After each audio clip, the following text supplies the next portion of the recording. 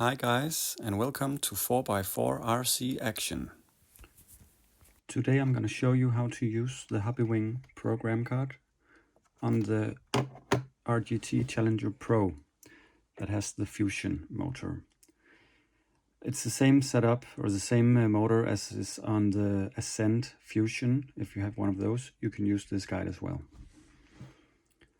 We start off by pulling out this little plug that's in the on-off switch. They located it a bit tricky, so you kind of gotta twist this a little bit to get it out. There it goes. This little one. Then you have your program card. You connect it here. And I was always struggling to remember which color goes where. And I found out it's white goes right. So I'm gonna follow that rule, plug it in.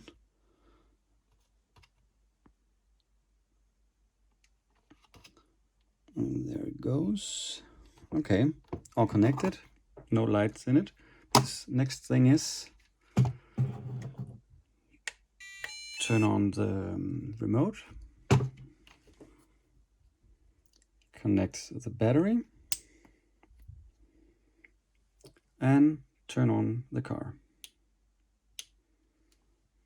Like this. Now you see you have some numbers on the display. So the normal Hobbywing Fusion, or the Fusion SC 1200 and 1800 kV, has a bit more. They have a bit more, some more settings to tweak than the Fusion in the RGT and in the Ascent. These ones are a bit simplified, so you only have like 4 parameters that you can change. On the program card, you have this number where it says item, and you have one here that says value.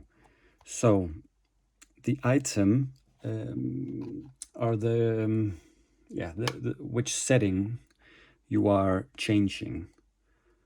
So now it has item 1, which is the cutoff voltage. The factory setting is value 3, which is the intermediate cutoff voltage, which is 3.2 volts per cell. I will just keep it on this. This is pretty fine. It's very important that if you're using LiPo batteries, which you probably are, that you don't turn off this the cutoff voltage, which means don't put it on value 1, which then you will disable the cutoff voltage protection, and you will over discharge your battery and you will kill your battery in that way. So I'm just going to keep it on value 3. I'll press OK, and it's saved. Next one, item number 2. This is the motor rotation.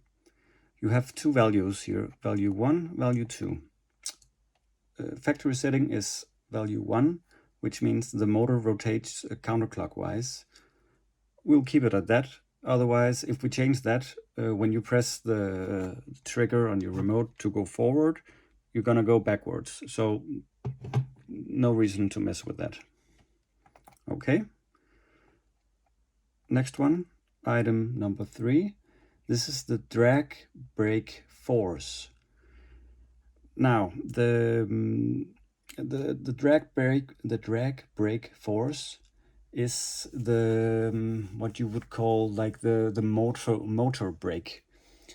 How much should the motor brake, which means slow down by itself?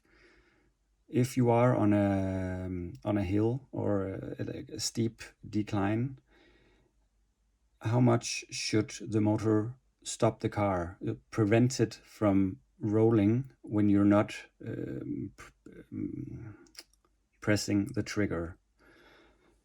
The higher level, the more it's going to break by itself. The standard setting, the factory setting, is value 3, which is like the medium level. You have 5 levels. Sorry, you have 6 levels. Level 1 is disabled, which means it's just going to roll by itself very easily. And, you know, the higher the value, the more it's going to stop by itself. So I had put it on level 5, which is the highest, the most motor brake that you can get. I like that. So if I'm on a steep decline, the car is not going to roll down by itself. It's only going to move if I ask it to move. So we're going to keep it there. This is a personal preference. Maybe you like something else. It's up to you. Press OK. And on to the next and last setting. Item number 4, drag brake rate. This is about how fast your drag brake force setting will be initiated, let's say. So you have 5 different values to choose from here. 1 is the lowest, the less intense, and 5 is the highest, the more intense. So this setting is about, let's say that you go full speed on flat ground and you release the trigger. If you have the drag brake rate at a low value on 1, it will more softly reach the drag brake force that you applied. So it's not, it's gonna go softly until the full stop, as we said before. If you have the value on 5, this means the moment, the second that you release the trigger, it's like hitting the brake, basically. So it's gonna stop very fast. I don't like that setting, because if you are speeding and you just release the trigger, it's like you apply the brakes very hard. So I like a bit softer movement, let's say. So I'm gonna put this on level 2. It's something you can test out and see what you like, because this is all a matter of personal reference. I'm gonna press OK. And that's pretty much it. This is what you are able to change on the Fusion motor on the RGT Challenger Pro and the Ascent Fusion. I'm not going to go into which options are on the normal Hobbywing Fusion SE motor. Maybe I'll do a video later on that. But yeah, now we pressed OK, which means the setting has been saved. Next thing and last thing to do is to turn off the car.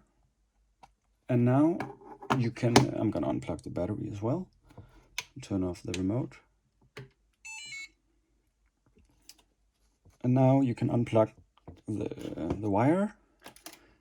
And last thing to remember is to put back the little dust water protector, which can be a bit tricky, but it is manageable with a bit of luck and patience. Patience is very important. I'm not sure I have the patience that's needed right now. Let's see, do I? Whoop. No, I don't have the patience right now, but I think you got what I mean. So I hope you found the video useful. If you have any questions, something that I said in a messy way that you didn't understand, please leave a comment and I will reply on that. If you like the video, hit the like button. If you want to follow me for more videos, subscribe to my channel. And thanks for watching. Until next time, see you.